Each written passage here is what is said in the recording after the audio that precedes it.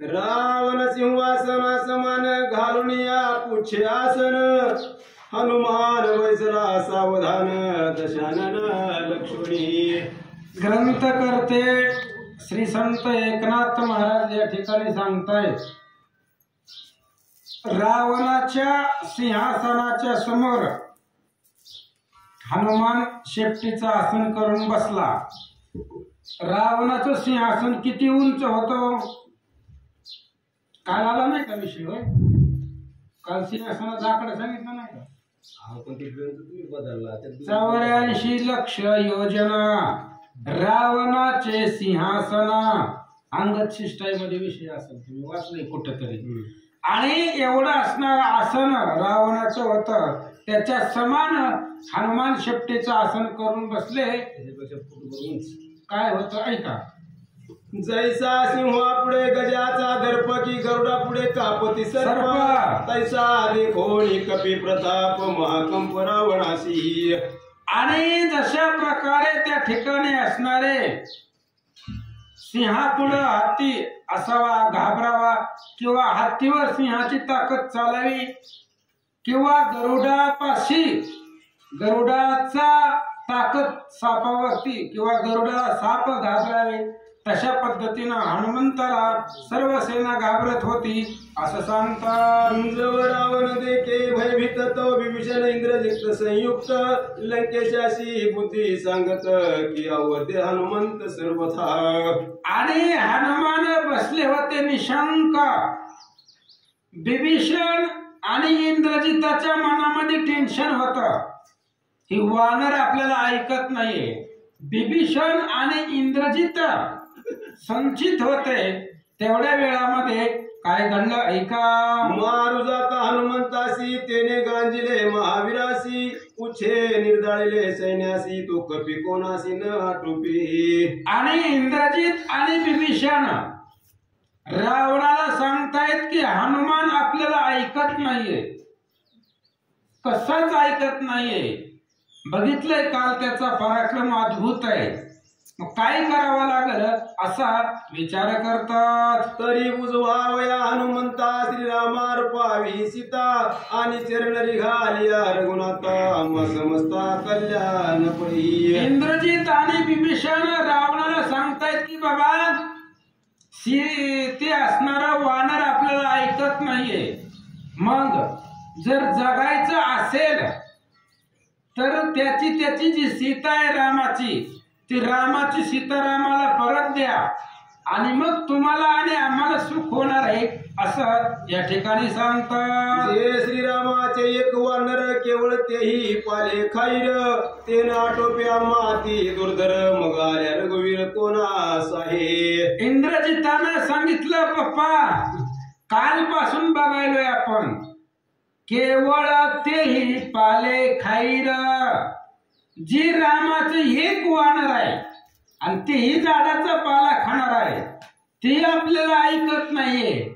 मग जर उद्या रामच आला लंकेला तर आपलं कसं होणार आहे? रामाचं एक वानर ऐकत नाहीये, मग जर राम आला तर त्या रामाबरोबर कसं करावं असं सांगतात। आईचे ऐकून विभीषण उत्तर, आणि देखोन इंद्रजिता शिरन भेदरा, परम चिंता त्याच्या शिरा देखोन वानरा चळकाप। विभीषणाचं बोलणं ऐकलं कोणी? रावणानं। विभीषण हा लहान भाऊ होता, त्याचं बोलणं ऐकलं आणि इंद्रजिताकडं त्याच्या डोक्यावरचं टेन्शन पाहिलं। खरंय म्हणले रावण, म्हणला खरंय विभीषणाचं, पण तरी सुद्धा तो रावण काय युक्ती करतो, काय त्या ठिकाणी उपाय करतो ऐका।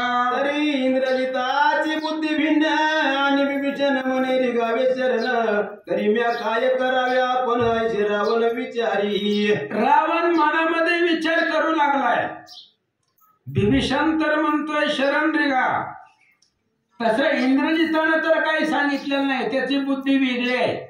मग नेमकं मी कुणाचं ऐकायचंय? पोराचं ऐकायचं, भावाचं ऐकायचं का कुणाचं ऐकायचं? तरी नेमकं काय करायचं असा विचार रावण करू लागला। तरी एकल्या वानरा भेन रिगावे श्रीरामाची चरण, शरण तरी मजा आले उन्हे पण करून छळण कपी मारू की. रावणाने विचार केला एकट्या वानराच्या भीतीनं रामाला शरण जाणं हे आपल्या पुरुषार्थाला शोभा देत नाहीये. आपण लंकेचा राजा आहे, सगळी सत्ता आपल्याकडे आहे आणि एक वमाकडाच्या भेनं रामाला शरण घेणं हे आपल्याला जमत नाही. मग काय करो आणि छळण यासी मारो. मग आता याच्या बरोबर कपट करू आणि याला मारू असं सांगता. जैसा जटायून आटोपता जाण मग म्या मारीला करून छळण तैसेची यासी घालून आण पुसोनी मरण कपी मारू. आणि रावणाने विचार केला पाठीमाग असंच विघ्न आलं होतं सीतेला घेऊन येताना. ती जटायू आपल्याला ऐकत नव्हतं, तेव्हा त्या जटायू बरोबर कपट केलं आणि त्याला मारलं. तसंच हे वानरा बरोबर कपट करू, गोड बोलू आणि गोड बोलून काटा काढू असं रावण बोलू लागला.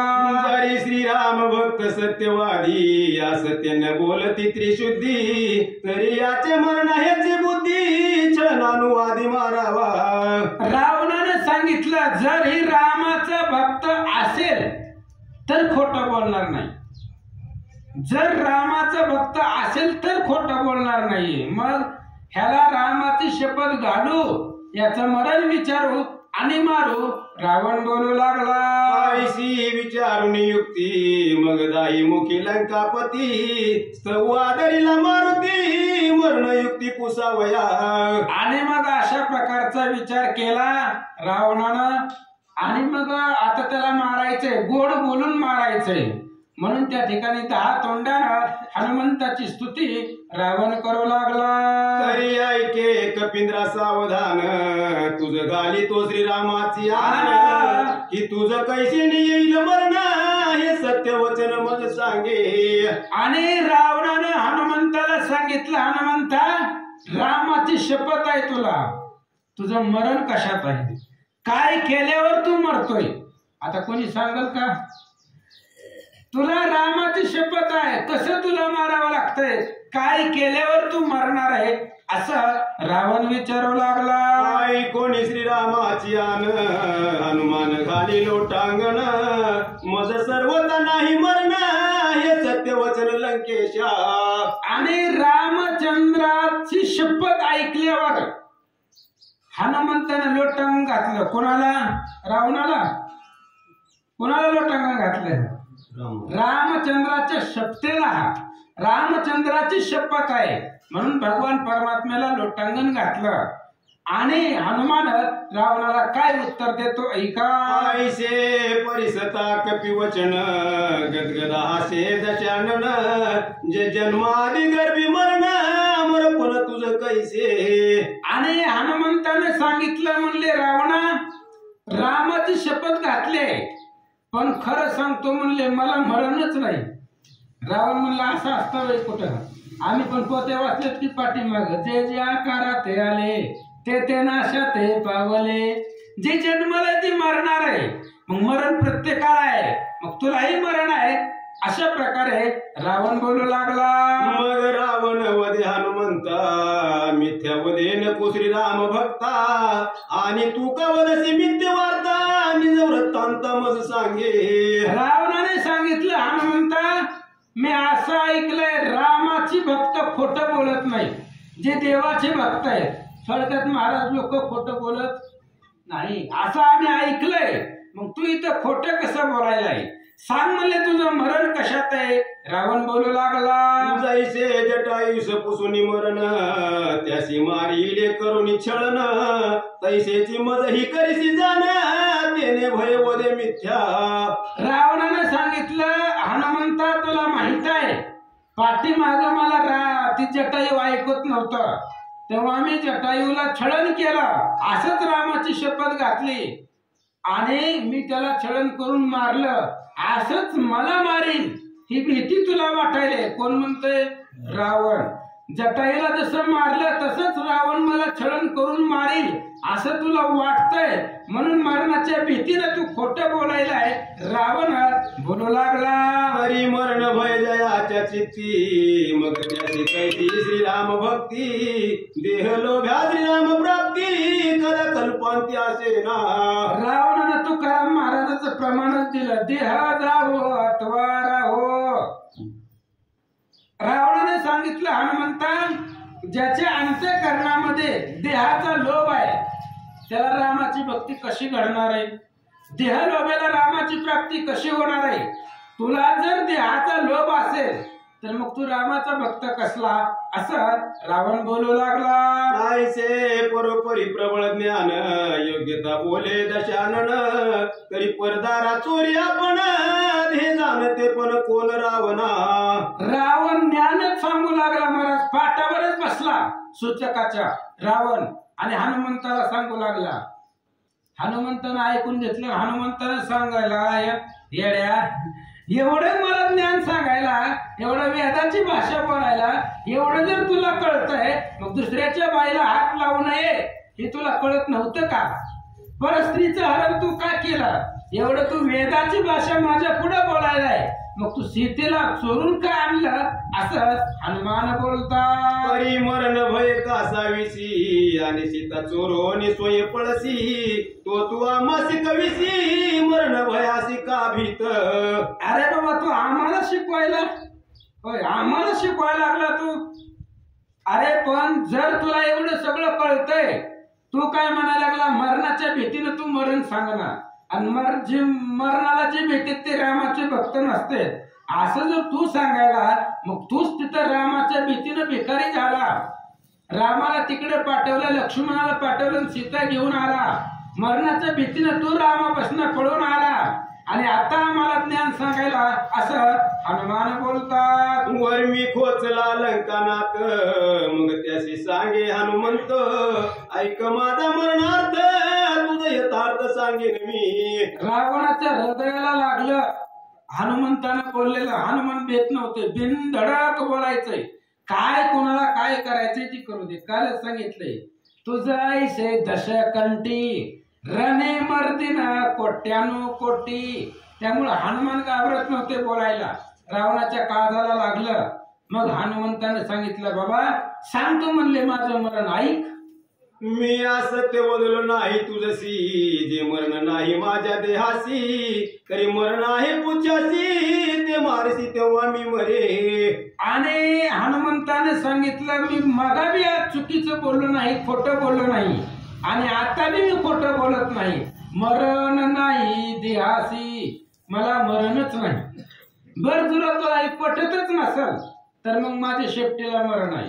तू जर माझ्या शेपटीला काडी लावली, माझी शेपूट जर जाळलं तर मी मरतोय, असं हनुमान बोलतात. कपी पुच्छासी केली धन, वशी हनुमंतासी मरण, इंद्रजित सत्य माने आपण, आणि सैन्य प्रधान सत्य मानी ती. हनुमंताने सांगितलं, माझ्या शेपटीला जर आग लावली, शेपटीला जर जाळून टाकलं तर मी मरतोय. असं हनुमंतानं बोलल्यावर रावणाला खरं वाटलं. इंग्रजीत म्हणला, आता खरं बोललंय. सगळ्या सैन्याला वाटलं हिची शेपटीतच ह्याचा जीव आहे, शेपटीतच ह्याचा प्राण आहे. खरं सगळं सैन्याला खरं वाटलं असं सांगतात. श्रीरामाने भयभीत सत्य वदला मरणार्थ, उच्चेद आहे म्हणला हनुमंत, लंकानाथ सत्य मानी. रावणाला खरं वाटलं हनुमंताचं. रावणाने विचार केला, रामचंद्राच्या शक्तीला भिवून यानं खरं मरण सांगितलंय, खरं मरण. आता ह्याच्या शेपटीला आग लावायची, शेपटीच्या दाहानं हा वानर मरेल असं रावणाला वाटलं. मग स्वये कुशे दशानन, तरी कोणी युक्ती पुच्छ दहन, जे जाळावया लंका भुवन, करावया छळन कपी सांगे. आणि मग रावण विचारू लागला हनुमंताला, मग सांगा शेपटी कशी जाळायची? आता एखाद्याला मारायचं म्हणल्यावर होय, एखाद्याचं होय सांगा तुमच्या घरी कसं जाळायचं, सांगाल का ते? रावणाने विचारलं, हनुमंता शेपटी कशी जाळावी लागते असं विचारलं. हनुमान म्हणलं, सांगतो की सगळं सांगतो म्हणले. काय सांगतात ऐका. वस्त्रे तेल तुपे भिजवून, पुच्छ गुंडाळावे संपूर्ण, मग जाळावे अग्नी लावून, तेने मरण वानरासी. रामाची. हनुमंताने सांगितलं हे बघा मी सांगतो त्या पद्धतीने शेपटी जाळायची तर शेपूट मरल मग मी मरल. मी सांगितलेल्या मध्ये जर तुम्ही बदल केला तर परत शेपटी मरत. तेल तूप आणायचं त्या शेपटीवरती वतायचं. गावातली सगळी नवीन कपडे आणायची दुकानामधनं आणि शेपटीला गुंडाळायची. हनुमान सांगतात मरण वर्म आले हाता तेण्यात उल्हास लंका नाता. मग होय दुतासी सांगता वेष्टनार्थ कपी पुच्छ. मरणाचं वर्म लक्षात आलं रावणाच्या. रावण हनुमंताचं मरण कशात आहे हे रावणाला कळालं. लगेच दूतांना सांगितलं जा म्हणले पटापटा जेवढं आपल्या लंकेमध्ये कापड आहे ते तूप आहे तेल आहे सगळं घेऊन या आणि शेपटीला गुंडाळा असं सांगतात. उच्च गुंडाळीता तातडी तव सरली जुनी पाणी लुगडी. मग गुंडीत नवी घोंगडी धुवट घडी उकलोनी. आणि मग रावणाच्या आदेशानुसार जुने पाणी जी काय घरातली दसऱ्याला आपण काढतो ना कपडे ती सगळी आणली होती सभेमध्ये. पण ती शेपटी गुंडाळत असताना ती जुनी पाणी सगळे कपडे संपली. मग नवीन दुकानातनं माल आणला नवीन कपडे गोंगडी त्याच्या नव्याच गाड्या उकलल्या आणि शेपटीला गुंडाळू लागले असं सांगतात. मग दिंडे आणि उदंडे परिते कपी पोछे न गुंडे. तेने चाटे भाटे फोडती धोंडे करीती तोंडे महाशब्द. आणि मग नवीन अशा प्रकारचे कपडे आणले वेगवेगळ्या प्रकारचे आणले लांबलचक आणले पण शेपटी गुंडाळतच नव्हती महाराज. टेन्शन झालं रावणाला. सगळे असणारी राक्षस दुःख करू लागली ओरडू लागली. म्हणले शेपटी जर गुंडाळली नाही तर ही वानर एकाला बी ठेवत नाही. त्याच्यामुळं शेपटी गुंडाळायचा प्रयत्न राक्षस करतात. शेले खाकी बेजवटे काळे बेरी समसकटे. सखरे निखरे धुवटे परिपुच्छन वेष्ट कपीचे. आणि मग काय जुनी पाने होती काळी होती पिवळी होती लाल होती जी काय वस्त्र होती जुनी होती नवी होती सगळे आणली. शेपटीला गुंडाळायला लागली पण शेपटी गुंडाळत नव्हती असं सांगतात. राजग्रहीची ऊस वस्त्रे आणि नगरीची वस्त्र मात्रे. सभा नागविली समग्र परिपुच्छ चतकोर गुंडेना. आणि राजवाड्यामध्ये जेवढी वस्त्र होती महाराज कपाट भरून साड्या होत्या सगळ्या आणल्या. एक साडी उद्या घालायला ठेवली नाही. सगळी कपडे आणली. राजाच्या घरामधली सगळे आणले. ज्या राजवाड्यामध्ये जी लोक होती त्यांना नागडे केलं. राहू दे म्हणले आजचे दिवस कपडे घालू नका पण इकडे द्या. त्यांना नागडे केलं कपडे आणले. चतकोर सुद्धा शेपटी गुंडाळली नाही असं सांगतात. पोताची वस्त्रे घेती काढू काढू आणि पडदे गुंडी ती फाडू फाडू. का दुसरे गुंडी ती उघड उघडू द्वंदी माकडू पेटला. आणि मग जी रस्त्याला दिसेल त्याची कपडे काढायची महाराज. विचारायचं बी नाही त्याला. धोत्रवाला महाराज दिसले की धोतर काढायचं फेडून आणायचं आणि गुंडाळायचं. जी दिसल त्याचे कपडे काढत होती फेडून आणि ते असणाऱ्या शेपटीला गुंडाळत होती असं सांगतात. कोणाचा मेहुना कोणाचा पाहुणा जावया नीला दिवाळी सणा. त्याचेही करिता वस्त्र हरणा शंकर पूर्ण ते करीती. आणि दिवाळीचा सण होता त्यावेळेस कुणाचा पाहुणा घरी आलेला होता कुणाचा मेहुणा आलेला होता बायकोचा भाऊ सगळी आलेली होती. ही रावणाचं सैन्य आतमध्ये जायची होती आणि त्या पाहुण्याची रावळ्याची मेवण्याची पॅन्ट काढली शर्ट काढला नागडे केलं त्याला. ती म्हणला पहिल्यांदा आलोय म्हणला इकडे सासरवाडीला आणि सगळे कपडेच काढून घेतली. त्याला भोंगळ केलं नागडे केला आणि त्याचे कपडे आणून शेपटीला गुंडाळू लागली असं सांगतात. जे जे देखती वस्त्रयुक्त त्या ते दूत नागवित. नगरी भोवे पुच्छावर्त कळकळत नर नारी. रावणाची आज्ञाच होती कुणाच्याच अंगावर कपडे ठेवायचे नाही. ही शेपटी गुंडाळणं महत्वाचं आहे. त्याच्यामुळे रावणाचे दूत अख्ख्या गल्ली गल्लीत फिरत होते. ज्याच्या अंगावर कपडे दिसतील त्याच्या अंगावरची कपडे काढून घेत होती.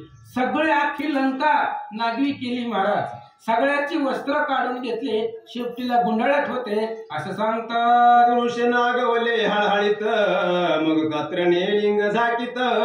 मागे पुढे देऊन हात स्त्रिया पळत याती नग्न.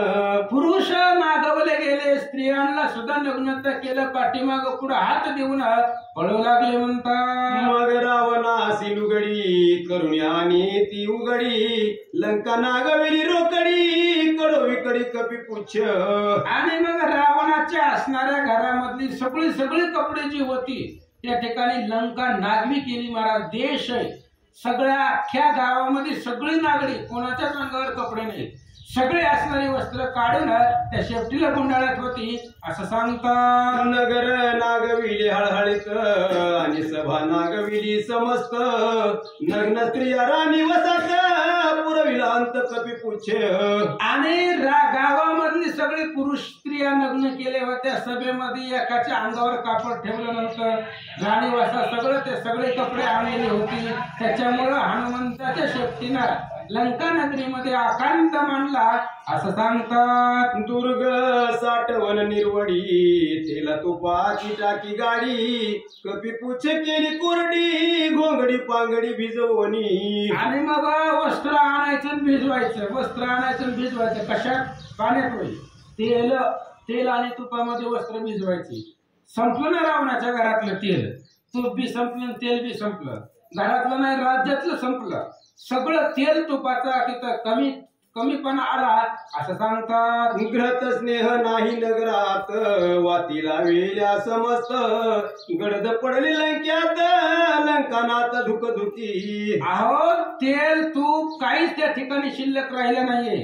दिवा लावायला एवढं सुद्धा तेल रावणाच्या नगरीमध्ये राहिलं नाही. जे दिवे लावले होते ते सुद्धा विझवले आणि त्या दिव्यातले सुद्धा तेल काढून आणलं असं सांगतात. नगरी तेला तुपाचा धडा आणि भोवता वस्त्रांचा हरडा, तरी पुच्छन गुंडे पुढा लाविला वेळा वानराने. हनुमंताने वेळ लावलं महाराज. हनुमान निवांत बसले होते. रावणासहित सगळी पळत होती. अख्ख्या लंकेतलं मंत्रिमंडळ पळत होतं. सगळ्यांची वस्त्र काढून घेतली. तेल तूप गावामध्ये राहिलं नाहीये, तरी शेपटी गुंडाळले नाहीये असं सांगतात. सभा नागविली विरानुविरी, वस्त्र मात्र न मिळे नगरी, नागव्या हळहळती नर नारी, कपी पुच्छ तरी न गुंडाळे. आणि सगळी अख्खी सभाच्या सभा त्या हनुमंतानं नग्न केली होती. तेल तूप लंकेमधलं संपलं होतं, तरी सुद्धा त्या असणाऱ्या हनुमंताची शेपटी गुंडाळली नाहीये. घराघरामध्ये आकांत होत होता असं सांगतात. पुच्छ गुंडावयाची व्युत्पत्ती, ज्याचे नगर त्याच्या हाती, स्वय नागवी मारुती लाविली ख्याती कपी पुच्छ. हनुमंताचं डोकं आहे महाराज. उगाच त्याला बुद्धिमत्तामध्ये वरिष्ठ म्हणलंय का? आता लंका कुणाची जाळायची? आमची का? रावणाची. रावणाची लंका जाळायची म्हणल्यावर लंका जाळायला काडी सुद्धा लावणारा कोण? रावणच. लंका जाळायला तेल कुणाचं? रावणाचं. कपडे कुणाची? रावणाचे. आपलं काय त्याच्यामध्ये आहे का योगदान? काहीच नाही. हनुमान म्हणला तुला शेपटी जर जाळायची असेल तर वस्त्र बी तुझं, तेल बी तुझ, तूप बी तुझं आणि काडी बी तूच लावाच. वानर महाजगजेटी लंका नागविली पुच्छासाठी, शिनता राक्षसांच्या कोटी पुच्छचे वटीन गुंडे. हनुमान बलवान होता महाराज. जगजेटी असणारा हनुमान आहे. एका शेपटीसाठी अख्खी लंका नागवी केली, तरी सुद्धा शेपटी गुंडाळी नाहीये असं सांगतात. पुच्छ गुंडीचा पैकै वाढे, आग्र अधिक वाढे, ऐशी ख्याती लाविली माकडे, मरण रोकडे राक्षसासी. आणि मग जेवढं शेपटी गुंडाळत होती तेवढी शेपटी वाढत होती महाराज. ही माहितीच नव्हतं राक्षसांना याची शेपटी वाढते म्हणून. जसं गुंडाळत तसं शेपटी वाढत होती. त्यामुळे शेपटी गुंडाळली जात नव्हती.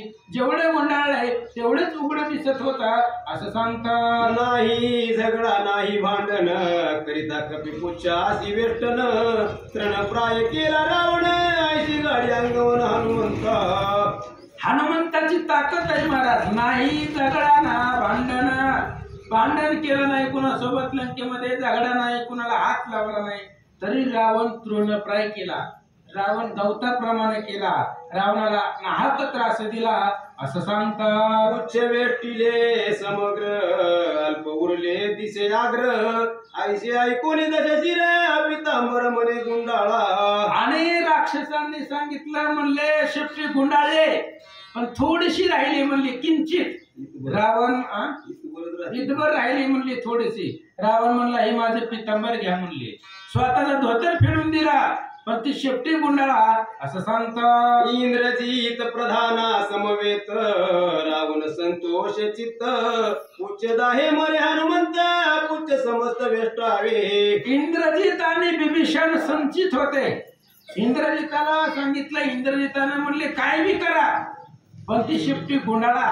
एकदा का शेपटी गुंडाळली आणि त्याला काडी लावली की पुच्छाच्या दहानं ते हनुमान मरेल असं इंद्रजित बोलू लागला.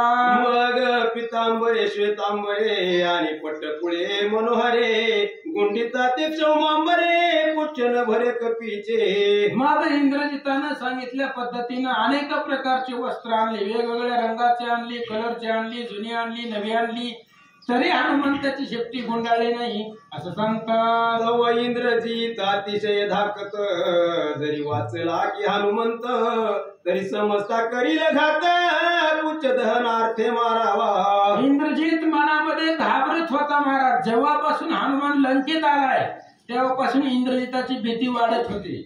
कारण इंद्रजिताला माहित आहे ह्याचा मार किती लागतोय.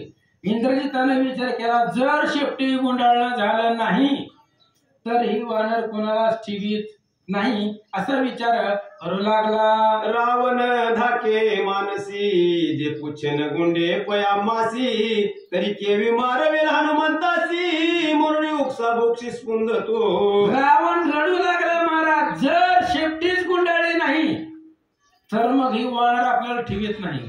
ह्यानं मरण सांगितलंय, सगळ्या गोष्टी मान्य आहेत, पण ह्याची शेपटीच गुंडाळा नाही. अख्खी लंका नागवी झाली, आता नगरामध्ये एक वस्त्र राहिले नाही तरी शेपटी गुंडाळली नाहीये याचं टेन्शन रावणाला आलं. तव बोलिला विद्युन माळी जरी वानर आकळे ना महाबळी तरी उघडी करावी जन कबाळी मग पुच्छ तत्काळी आकळेल.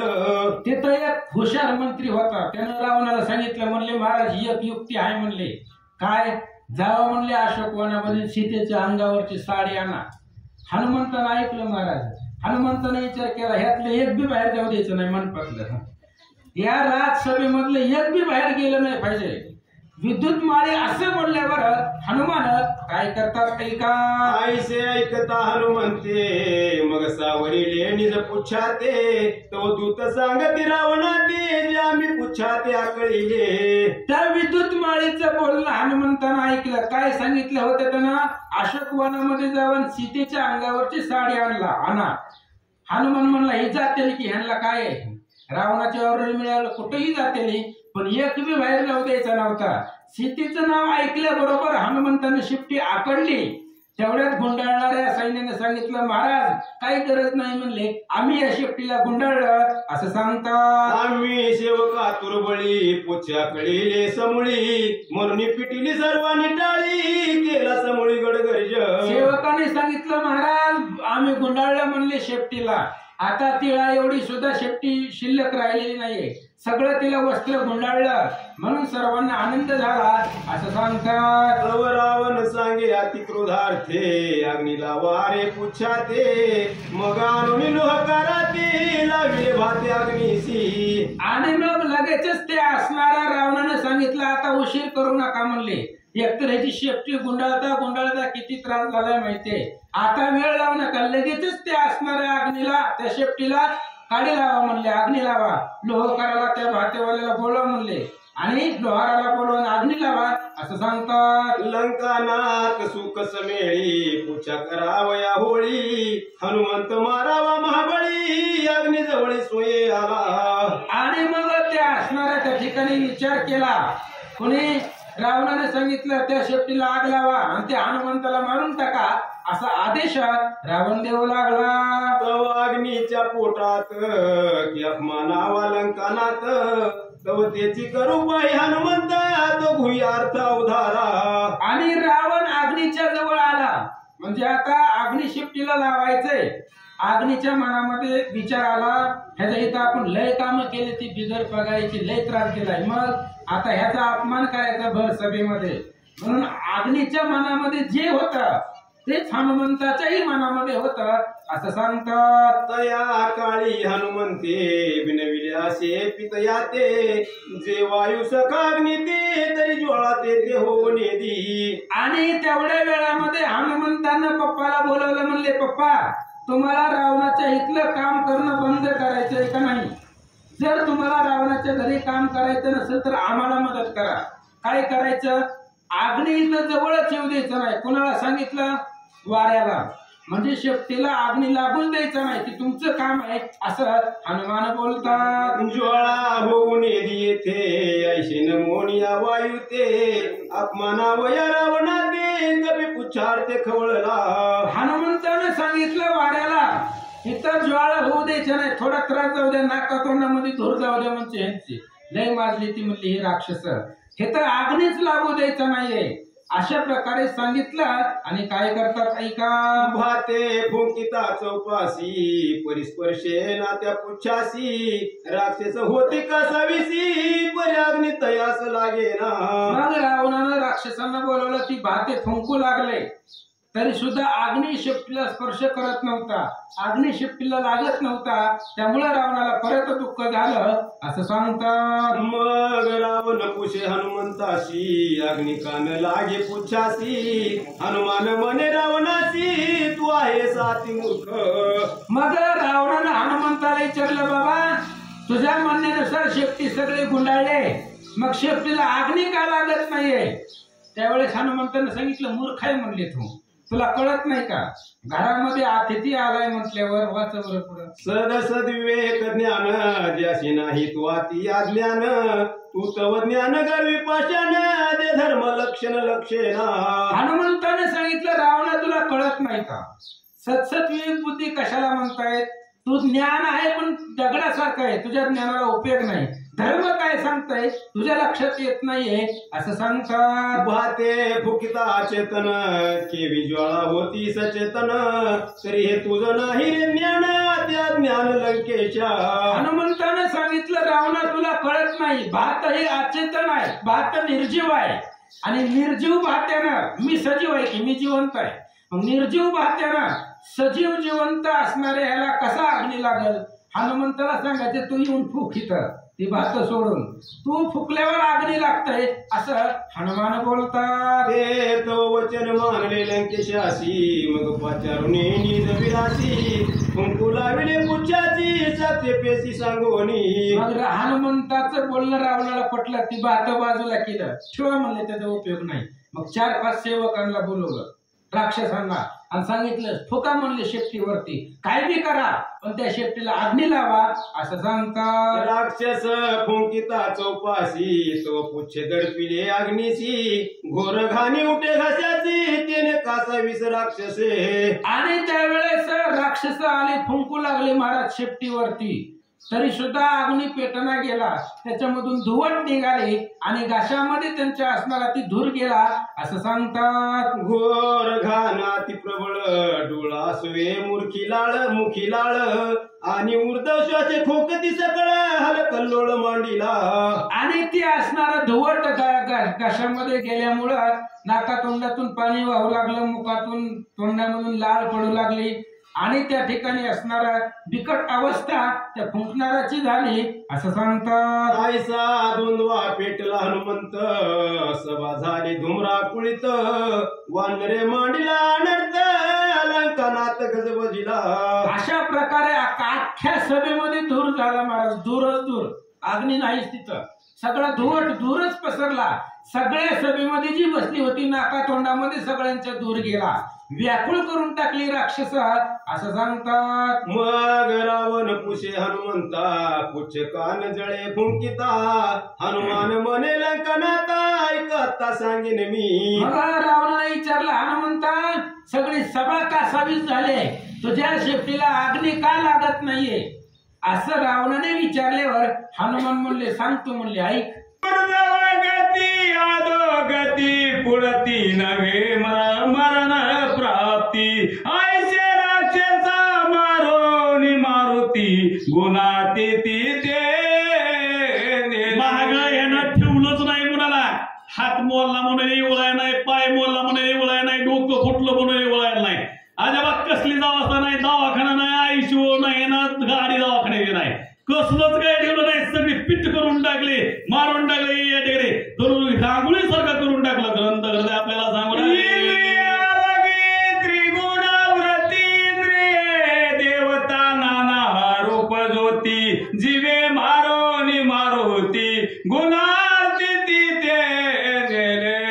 ठिकाणी सांगितलं की सगळ्या त्या राक्षसांना मारून टाकलं. या ठिकाणी त्यांचा उद्धार या ठिकाणी हनुमंतरायाने केला असं या ठिकाणी आपल्याला सांगतात. श्रीराम भक्ताचे निज असती जे जे निमती मारक युक्ती ते ते पावती गुणार्ती ती भक्ताची ख्याती पै आईशी. हो या ठिकाणी सांगू लागले देव तर मोक्षाला पाठविलच पाठविल, परंतु देवाच्या भक्ताच्या हातून मरण आलेल्या सुद्धा मोक्ष प्राप्त आहे म्हणून या ठिकाणी सांगू लागले. जे जे राक्षस हनुमंतरायानं मारलं ना त्यांना जन्म मरणाची गती राहिली नाही, ते डायरेक्ट स्वर्गामध्ये गेले म्हणून सांगतात. हरी भक्ताच्या दृष्टी पुढे मरे त्यांचे भाग्य झालो त्रिगुणाचे साकडे पावती रोकडे परब्रह्म. हो या ठिकाणी सांगू लागले की हरिभक्ताच्या हातून ज्याचं मरण आहे ना त्याला मोक्ष प्राप्त होतो म्हणून सांगितलं या ठिकाणी ग्रंथकर्त्याने आपल्याला. त्याच्यामुळं हे जी राक्षस मारली होती ह्यांना देवाची भीती नाही, शिवगणांची भीती नाही, डायरेक्ट मोक्षाला हे सगळे गेले म्हणून सांगतात. उत्पत्ती सैन्य मारिले मारुती तव सम्मुख झाला लंकापती मरणानुवरती भाग दाखत. या ठिकाणी एवढे मोठे सैन्य मारलं आपलं कसं कुणी आपल्याकडे बातमी सांगाय येईना म्हणून या ठिकाणी हा जो रावण मध्ये बसलेला होता ना हा समोर आला हनुमंतरायाने आणि काय बोलू लागला हनुमंताला. दाखत निजची ते जे सैन्य मारिले हनुमंते आता भवते कोण कपी दे निवारी. आता या ठिकाणी ह्याच्या मनामध्ये मात्र एक प्रश्न निर्माण झाला रावणाच्या. माझं एवढं मोठं सगळं सोबती सैन्य होतं ते सगळं सैन्य हनुमंतरायाने आता मारून टाकले. मग जर आता हा हनुमंतराया जर मला मारायला लागला तर त्याचं माझ्यापासून कोण आरवण करील किंवा माझं रक्षण कोण याच्यापासून करील असं मनामध्ये रावणाचे येऊ लागलं. पुरा इंद्रजितासी रण भेदरा आणि रवी मारिले निशाचरा कोण वांगरा निवारी. आता या ठिकाणी ह्या वानराला कोण आरवील बरं, कोण याच्या संघ युद्ध करील, एक सुद्धा माझ्याकडे वीर असा राहिला नाही जवळ आता की ह्याला मारेल आणि माझं संरक्षण या ठिकाणी करील. वानर बी इतकं दुर्धर प्रकारचं आहे, एका टायमाला सगळ्याला मारतोय, इतकी ताकद ह्या वानराच्या अंगामध्ये. आता माझं यांच्यापासून संरक्षण कोण करेल रावण मनामध्ये बोलू लागला. तुझे दाई माते कपी म्हणे म्या तोडावे हाते बरे माझा वारिले श्री रघुनाथे जे तुझा निज असते मारावे. या ठिकाणी सांगितलं गेले रावणा तुझ्या मनातलं मी ओळखीलंय सगळं, परंतु मी तसं नाही करणार, मी तुला नाही मारणार. या ठिकाणी का नाही मारणार बरं, मला माझ्या रघुरायानं म्हणजे प्रभू रामचंद्राने येताना सांगितलंय की रावणाला मी माझ्या हाताने मारणार आहे. त्याच्यामुळं मी तुला एकाच क्षणामध्ये मारू शकतो, परंतु माझ्या प्रभूची आज्ञा मला नसल्यामुळं मी तुला मारणार नाही असं या ठिकाणी हनुमंतराय बोलतात. श्रीरामाची मर्यादा रेखा कपीस नुलंगवे देखा जेने वाचविले दशमुखा मरण मुका चुकवली. या ठिकाणी सांगू लागले म्हणू लागले की या ठिकाणी मरण तुझं सुद्धा या ठिकाणी माझ्या हातून आलं असतं, परंतु मला माझ्या प्रभूची आज्ञा नाही तशी. मला जसं सांगितलंय ना तसंच कार्य आम्हाला या ठिकाणी करायचंय म्हणले. त्याच्यामुळं तू किती जरी माझ्यावर धावून आला तरी मी तुला मरणार नाही. मी तुझा हातपाय मोडून मुडगावून या ठिकाणावर जाऊ शकतो, परंतु मी तसं करणार नाही. मला माझ्या प्रभूची आज्ञा तशी नाही. शासनाने जाळून लंका भुवन मग कपी परतला पण श्रीरामचरण वंदा. असं या ठिकाणी झाल्यानंतर या ठिकाणी रावणाला बोलले, रावणाला बोलून या ठिकाणी हनुमंतरायाने सांगितलं तुला मारण्यासाठी दुसरा येणार आहे. सरपरता तू माघारी म्हणले, तुझ्या संरक्षणाला कुणी जरी नसलं ना तरी तुला मी काही करणार नाही. या ठिकाणी सर मी निघालो म्हणला आणि तिथून हनुमंतरायाने असं उड्डाण केलं आणि आपल्या स्वामीचं चरण वंदण्यासाठी प्रभू रामचंद्राचं दर्शन घेण्यासाठी हनुमंतराया तिथून निघालेले आहे. लोटांगण आणि तिची होनी अनन्य शरण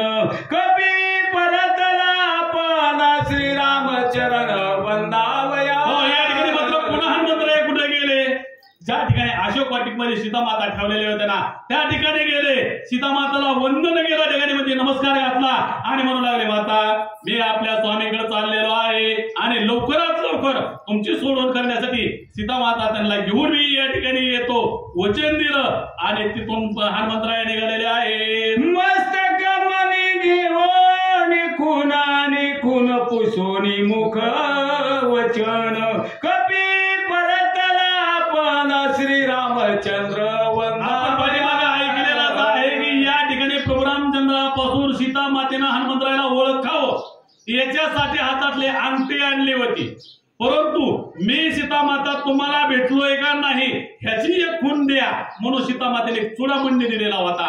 तो चुडामणी घेतला.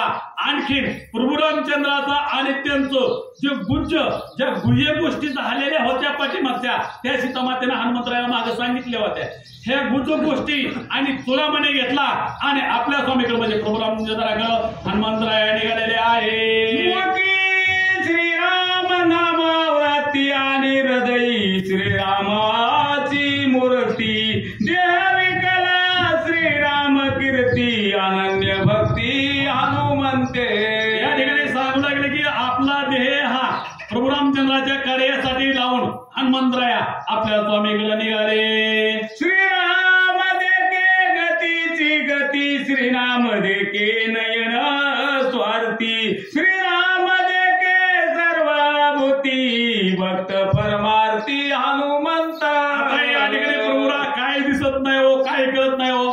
श्रीराम देखे गतीची गती श्रीराम देखे भक्तीची भक्ती. या ठिकाणी प्रभू रामचंद्रांना हनुमंतरायाचं सगळं ओळखूनच हनुमंतरायाला पाठवलं होतं. हा एकच वीर आपला या ठिकाणी जाऊन शोध करून माघारी येईल असं प्रभू रामचंद्रांना मनात पहिले होतं, म्हणून या ठिकाणी हनुमंतरायाचे श्रीराम रूप इंद्रिया स्थिती श्रीराम रूप नानाव्रती श्रीराम रूप स्वप्न सुसुप्ती भक्त परमार्थी हनुमंताच्या मनामध्ये देण्यामध्ये हा प्रभू रामचंद्राशिवाय दुसरा कसलाही विचार नव्हता.